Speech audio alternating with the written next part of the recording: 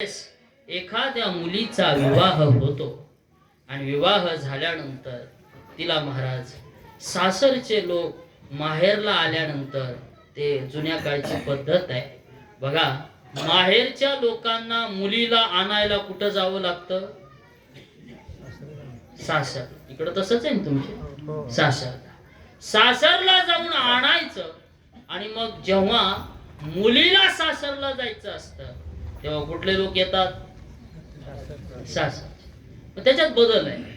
जेव्हा सासरून मुलगी माहेरला येत असते तेव्हा बघा बरं तुम्ही मुलीचा चेहरा.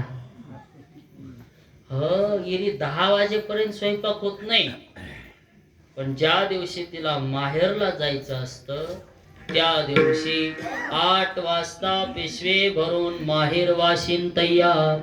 माहेरला जायचंय. आणि मग जुन्या काळातला दृष्टांत आहे. जुन्या काळामध्ये बैलगाडी असायची. काय असायची म्हणे?